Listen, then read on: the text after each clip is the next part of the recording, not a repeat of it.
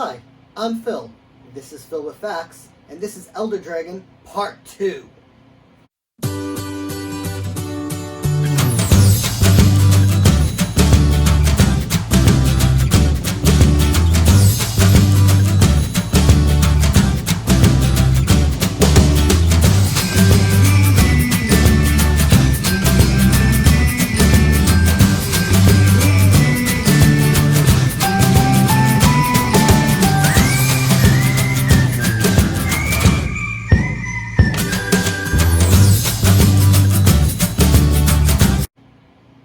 Yeah, it's part 2 of our elderberry mead. Today we're going to rack this. Essentially, we're going to take all the liquid from in here, and we're going to get it into here. And there's a few other steps in between. What we're going to need today is, first and foremost, our star sand. I have a nice little bucket over here full of sanitizer, and some of the equipment we might need. What else are we going to need? We're going to need an auto siphon, a pitcher. We're going to need a plastic spoon. Yes, for this process, you don't want to use metal, because sometimes metal can cause weird reactions inside of a brew. You don't want to use wood, because wood has all these creases and things in it, and if there's anything growing inside of it, it's going to ruin your stuff. So we're going to stick with plastic, nice and easy. We're going to need turkey baster, our graduated cylinder, and we're going to need our hydrometer. So, with that said, we're going to rack this. It's going to be a good time. So, let's get to it. Okay, so before I get ahead of myself, what is Elder Dragon? Elder Dragon was an elderberry mead I started a little over a month ago. So now, I'm saying we're going to rack it. What does that mean? It means I'm going to take all of this liquid, I'm going to put it into another vessel, I'm going to degas a little bit, take a reading, and then I'm going to put it into a secondary fermenter and let it go for, let's say, another 2 weeks to a month. We're going to taste it, it'll give us a rough idea of where it is, and we'll know roughly when we think it will be drinkable. Now with meads, they can go for a long time. So I could put it into secondary, and it might be there for a couple weeks to a month. I might leave it in there for 2 to 3 months. It might be 6 months before I decide I want to drink that. And when you're making something like mead, that's what the goal is. I want to make something that's drinkably good, that's better than I think I could have bought in a store. That's one of the reasons we do it. That's actually one of the best reasons to do it, is it's a learning experiment, and it's not going to be the same every single time. Every yeast is a little different. The environment that we're brewing in might be a little different. The time of year might affect the brew. Because of all of those things, there's no guaranteed if I start it at this time, it's going to be ready at this time. It's a game. You play around with it. You get rough ideas, and you go with that. So now the next thing we're going to do is I'm going to take this. I'm going to take the airlock off for the first time since we started it. I'm going to get my auto siphon, I'm going to get a pitcher, and we're literally just going to siphon this into a pitcher. So this is an auto siphon. I put this end into this liquid, give it a couple of pumps, and the liquid should go right through these tubes into here. The key here is elevation. This will only work if this is a higher level than the vessel you're going to put it in. I'm just going to take this pitcher. Typical plastic pitcher. You can get it from any dollar store. It's a good vessel to put the liquid in, so you can take your reading, you can degas a little bit. With that said, let's get going. Now you see, it doesn't take much to get it going. Really what you want to do is keep an eye on it. I want to keep the bottom of the auto siphon about halfway of the liquid at any given time. If it gets too high, you might break your siphon, or you might suck some of the berries in. I don't really think any of the berries are going to go through, but you want to just keep an eye on it. So at the bottom, you're going to have what's called a lees.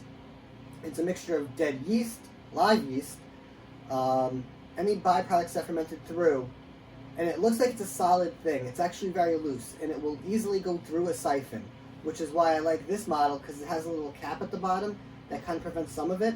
It's not going to prevent all of it, so you want to keep an eye on it. You don't want to sit at the bottom any longer than it physically needs to, and that's why we just keep an eye on it. So we're about halfway through. At this point, you just want to keep an eye on it. When it gets a little bit lower, we're going to actually lift it, tilt it a little bit, try to get as much of the liquid through the siphon as possible. You're probably going to get some of the lees. You might get a berry or two. It's going to happen. It doesn't hurt. Really, we're just trying to get as much of it out as possible. Little bits here and there aren't going to hurt your final product. Don't stress it.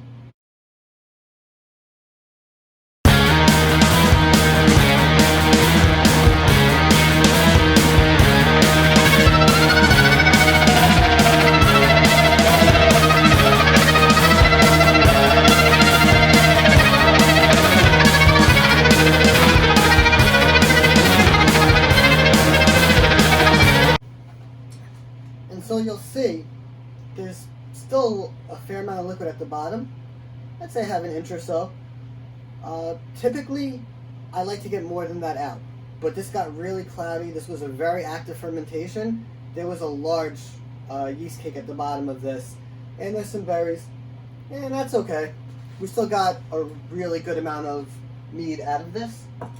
And the next thing you're going to want to do is you're going to want to degas.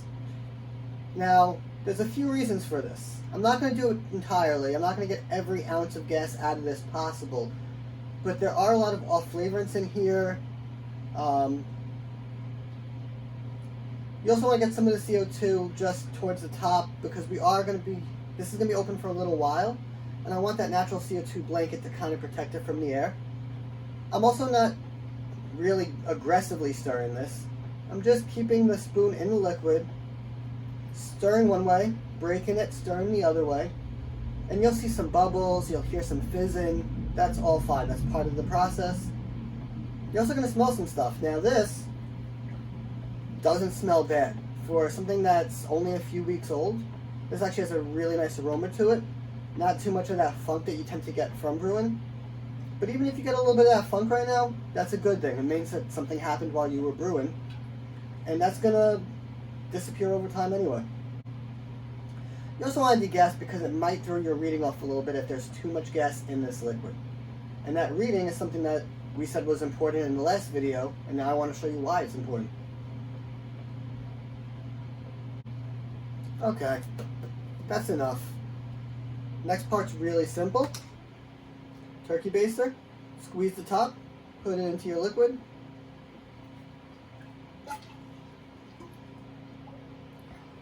I want to be a little bit careful with this, because if you just aggressively squirt this liquid into this cylinder, you're going to create a lot of bubbles, a lot of foam. It's going to be hard to read.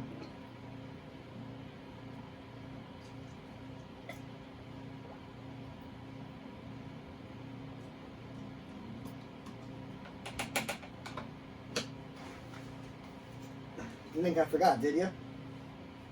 This is hydrometer. If you watch any of my videos, you'll hear me say it's pretty crucial to any brew to have one. All I'm going to do now is put it in, let it bob a little bit, and take a reading. So it looks like we're at a 1.02. So starting at 1.13, we're looking at roughly, I think, 15%. I'll put the numbers right here.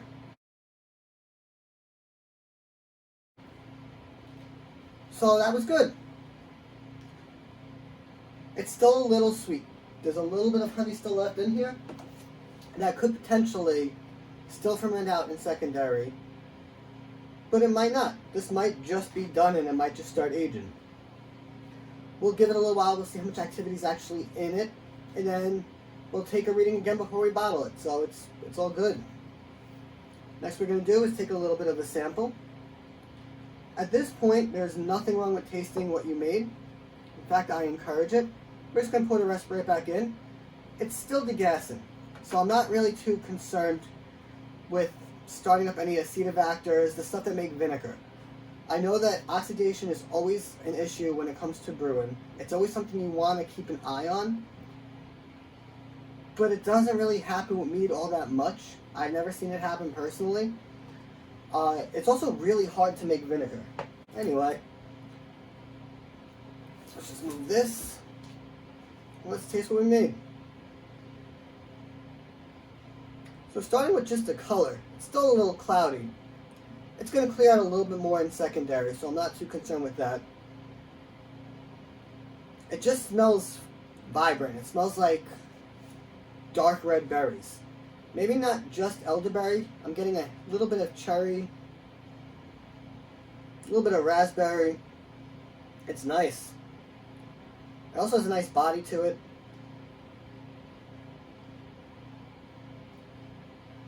Oh yeah. That's good. That's actually really good. Don't get me wrong. I would not bottle it at this stage. There's definitely a little bit of that new brew funk that's going into it. Over time, after you've done a few different brews and you've tried it when it's very young, you can kind of decipher what those notes are. And you get a really good idea for what this is going to ferment to. Well, not ferment to, what it's going to age to.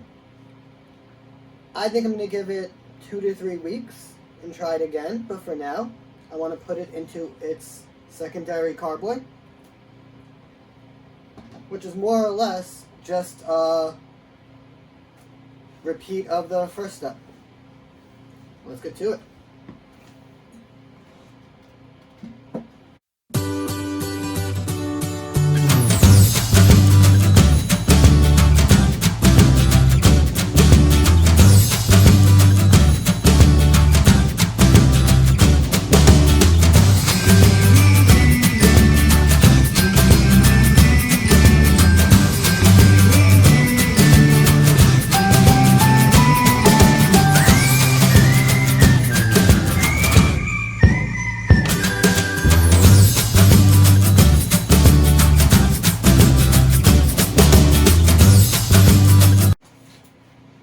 Alright, so now we got everything into the secondary fermenter.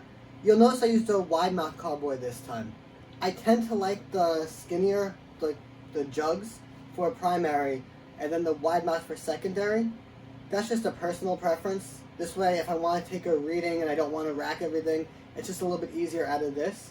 But if you only have the jug kind, just use the jug kind. If you only have the wide mouth, just use the wide mouth. If you only have one and you rack it into the pitcher and then wash it and put it back in, that's fine too. This only has to be as expensive or as complicated as you want it to be. There's just a few pieces of equipment that I say I think you really need. And even as far as the siphon goes, can you just pour this into another vessel? You shouldn't. That might be pushing the limits a little bit. That might be aerating it a little bit too much. Again, this was a very active colony, so maybe it would have been okay. I just don't advise it. But a regular siphon, there's a ton of different things you could do. The airlock is something I think is really crucial. Speaking of which, it is best not to keep these things exposed to air for too long. There's enough stuff coming up that I feel immediately when I put this airlock back on, it's going to go right back to pressure. And it did. There's definitely some pressure coming off of it. And you might see that happening. The yeast might pick up a little bit over the next couple of days, or they might just be done. Either way, there's still a lot of gas in here that's going to be coming up. And for the next, I'm going to say 2 weeks to a month, just depending on my schedule, how I feel. How long can you keep this in secondary? It's been in for a year. It doesn't really matter. At this point, there's no more fruit. There's no more anything extra in here that can grow mold or spoil or go bad inside your brew. As long as no oxygen gets in or no air gets in, at least not too much, it's not going to create any acetobacters. It's not going to create anything that's negative to the brew. It's just going to age nicely. I like to let things go for a month, sometimes 2 months, then that's where my comfort level starts to give in, and I'll bottle it either way just to stop any idea of air getting into it. But for now, the stressful part's over, hard part's over. We successfully racked our brew.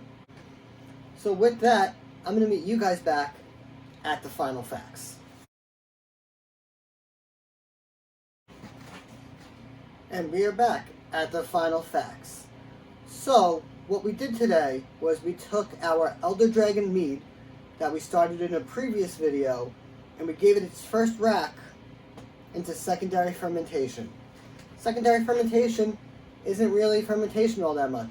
A little bit might happen. We might get a little bit more lees at the bottom.